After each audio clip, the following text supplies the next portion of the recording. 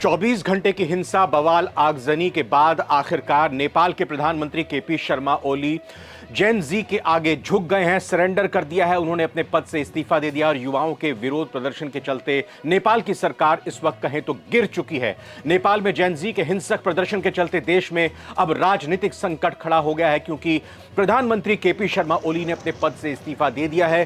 KP Sharma Oli के इस्तीफे की मांग को लेकर मंगलवार को राजधानी काठमांडू समेत देश के प्रमुख शहरों में हिंसक विरोध प्रदर्शन हुए।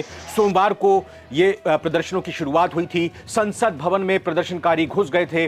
जेन जी 26 साल से कम उम्र के ये युवा सोशल मीडिया पर बैन लगाए जाने के विरोध में कहा जा रहा था कि इन्होंने ये आगजनी की, सड़कों पर ये उतर आए। लेकिन दूसरा पक्ष ये भी निकलकर सामने आया कि इनकी तरफ से, सरकार की तरफ से किए जा रहे भ्रष्टाचार को लेकर ये आवाज बुलंद की गई है। इससे पहले प्रधानमंत्री केपी शर्मा ओली के इस्तीफा देने से पहले पूर्व प्रधानमंत्री पुष्प कमल दहल प्रचंड, शेर बहादुर देउवा और कल गृह मंत्री के पद से इस्तीफा देने वाले रमेश लेखक और संचार मंत्री पृथ्वी सुब्बा गुरुंग के घर पर भी आगजनी की गई। यानी कि मौजूदा इस्तीफा देने से पहले मौजूदा राष्ट्रपति के घर पर धावा बोला गया था। इससे पहले प्रधानमंत्री के घर पर धावा बोला गया था, आगजनी की गई थी। पूर्व प्रधानमंत्रियों के घर को भी आग से फूंक डाला गया था इन प्रदर्शनकारियों की तरफ से। आपको बताना चाहेंगे कि अभी फिलहाल राजनीतिक संकट नेपाल में खड़ा हो चुका है। खबर यह भी आ रही है कि केपी शर्मा ओली इस वक्त विचार कर रहे हैं कि वो दुबई में जाकर छिप जाएं, दुबई भाग जाएं। हालांकि नेपाल की मीडिया से यह भी खबर निकलकर सामने आ रही थी कि वो अभी दुबई पहले ही निकल चुके हैं। यानी कि नेपाल की मीडिया ये भी अभी जानकारी दे रही है कि केपी शर्मा ओली दुबई भाग चुके हैं। और खबर इस बीच ये भी निकलकर सामने आ रही है कि केपी शर्मा ओली अपने किसी प्रतिनिधि को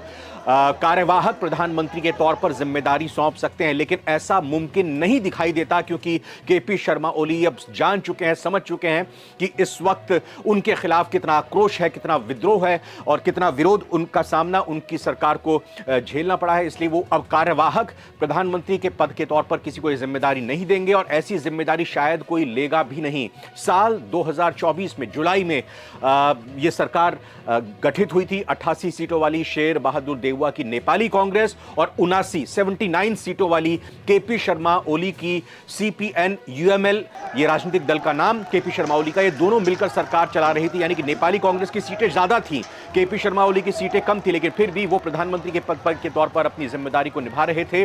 और अभी तक प्रधानमंत्री के इस्तीफे से पहले जो भी इस्तीफे दिए गए थे वो नेपाली कांग्रेस के ही मंत्रियों की तरफ से इस्तीफा दिया गया था। लेकिन इस बीच ये बड़ी खबर है कि केपी शर्मा ओली ने इस्तीफा दे दिया। तो क्या अब केपी शर्मा ओली के इस्तीफा देने के बाद नेपाल में जो हिंसा हो रही है, नेपाल में जो विरोध हो रहा है, 20 से ज्यादा लोगों की जान जा चुकी है, 500 से ज्यादा लोग घायल हैं, अब क्या ये विरोध शांत हो जाएगा, थम जाएगा, या फिर अभी भी नेपाल में बहुत कुछ घटना बाकी है? लेकिन भारत के पड़ोसी होने के नाते भारत की नज़र लगातार नेपाल पर रहेगी। एक बड़ा बॉर्डर भारत का नेपाल की सीमा से जुड़ा है और इसी लिए भारत के लिए भी एक खतरे की घंटी है। दूसरी तरफ अगर देखा जाए तो नेपाल को आईएसआई पाकिस्तान का भी गढ़ माना जाता है और अमेरिका और चीन के भी इसमें टकराव के कारण नेपाल को अपनी कठपुतली बनाने की बात लगातार सामने आ रही थी और चीन और अमेरिका दोनों देशों के बीच में नेपाल पिसा है, ये भी खबर आ रही है। लेकिन